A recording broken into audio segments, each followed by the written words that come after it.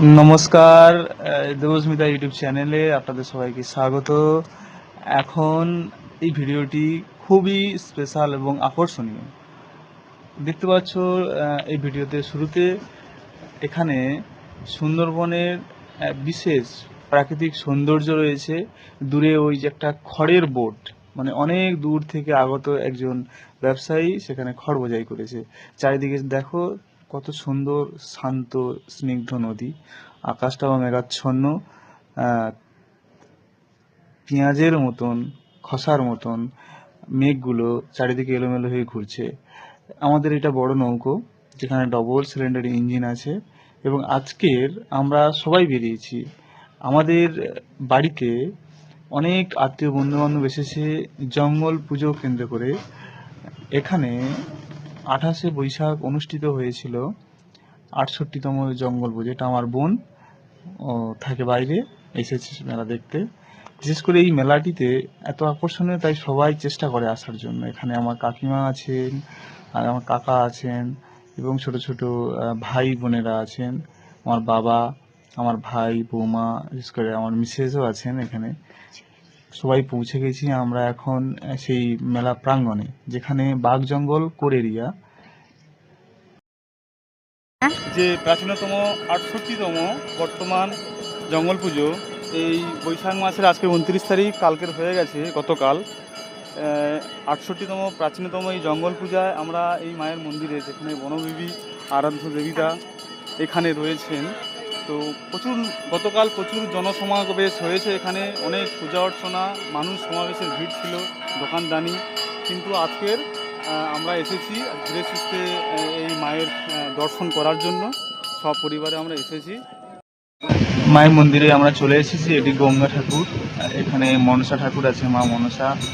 এখানে কালী ঠাকুর আছেন, এখানে বিশালক্ষী নারায়ণী ঠাকুর আছেন, আর আছে আমাদের মা বনবিবি গাজী সাহেব।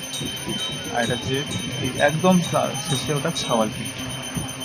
আর যে দুটো ঠাকুর এখানে ছলনা দেয়, অন্যান্য ব্যক্তিরাও তারা পুজো দেয়, নিয়ে আসেন।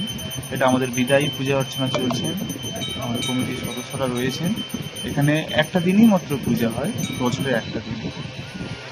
খুব সুন্দরভাবে সাজানো জঙ্গলের মধ্যে। এখানে দেখো বাঘ যাতে না আসে, দূর থেকে একটা জাল ঘেরা আছে, দেখতে পাবেন আপনারা সবাই, কেননা এখানে বাঘ চলে আসে। এটা তো বাঘের জঙ্গল। এই জঙ্গলটা আজকের সাধারণ মানুষ পূজা অর্চনার মাধ্যমে আধ্যাত্মিক চেতনা, মানুষের বিশ্বাস উদ্বুদ্ধ করেছে। তাই আজকের এই প্রচার এবং প্রসার এতটাই বিস্তৃত। দেখুন শুধু আমাদের এই জঙ্গলপূর্ণ পরিবেশ, এই যে জাল যাতে না বাঘ চলে আসে, বাঘের ওপারেই আছে। দেখুন এটা হচ্ছে মন্দিরের পেছন সাইড একদম। এটা হচ্ছে উত্তর দিক বোঝাচ্ছে।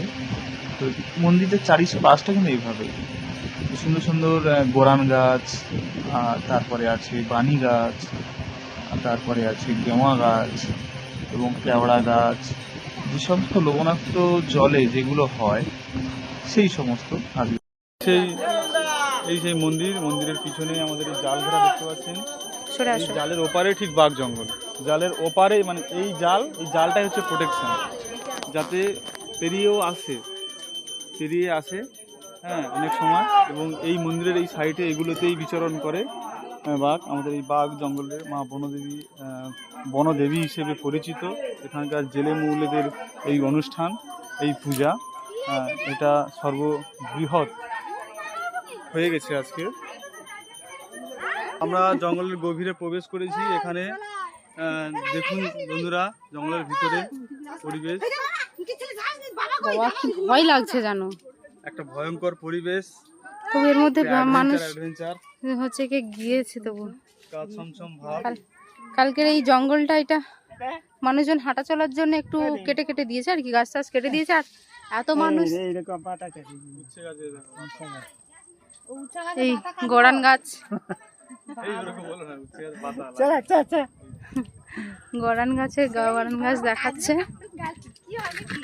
এই কি কি গাছ আছে বলো না, এখানে কি কি দেখতে পাচ্ছি আমরা? গড়ান গাছ আছে, গেওয়া গাছ আছে, হ্যাঁ, তারপরে আর বেশিরভাগই তো গড়ান গাছ দেখা পাচ্ছি, এবং বানি গাছ আছে, যেখানে কালো বানি, পেয়ারা বানি, এবং নানান রকম হ্যাঁ গাছ দেখুন, একটু এই জঙ্গল। মানুষ একটু হাঁটা চলার জন্য একটু কেটে দিয়েছে গাছগুলো, দিলেই রাস্তা হয়ে গেছে। মানুষজন তো এই এত এগুলো থেকে লোক হয়েছে আসা যাওয়া সমাগম, করতে, যে এত বিপুল সংখ্যক মানুষ যাওয়া আসা যেন করতে। মনে হচ্ছে যেন কত পুরনো রাস্তা, চলাচলের রাস্তা হয়ে গেছে একদম, তাই না? বাপরে বাপ, আর এই দিকটা তো পুরো একদম এটা বাঘ জঙ্গল, একদম জালের ওপারে, একদম ইস। বাঘ। এটা টোটালটাই রিজার্ভ ফরেস্ট, বাঘ জঙ্গল। কিন্তু এই পূজা অর্চনার জন্য মায়ের মন্দিরের 100 মিটার ডিস্টেন্সে সার্কেল করে এই জালটা ঘেরা রয়েছে, শুধুমাত্র সেফটি পারপাসে। কিন্তু টোটালটা এই মন্দিরটাও এখানে রিজার্ভ ফরেস্টের মধ্যে পড়ে।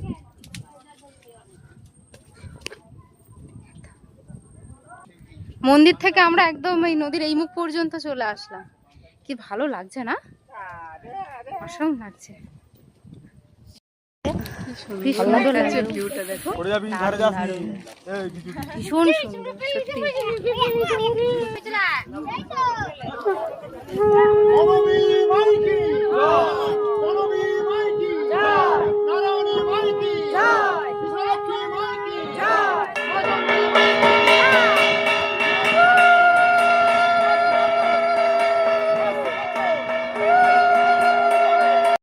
আমাদের বিদায়ী অনুষ্ঠানে এখানে ঘটগুলো সব নদীর জল, গঙ্গার জলে ভাসিয়ে দেওয়া হচ্ছে। দেখুন সেই সুন্দর মুহূর্তটা, স্মরণীয় খুবই। আমাদের ঐতিহ্যমণ্ডিত এই মেলা, আমাদেরই মেলা, আপনাদেরই মেলা। এখানে অনেক দূর দূরান্ত থেকে মানুষ আসে, তাদের পায়ের ধুলিতে, তাদের আনাগোনায় খুবই মুখরিত হয়ে যায় এবং চারিদিকে কলকলায় ভরে ওঠে।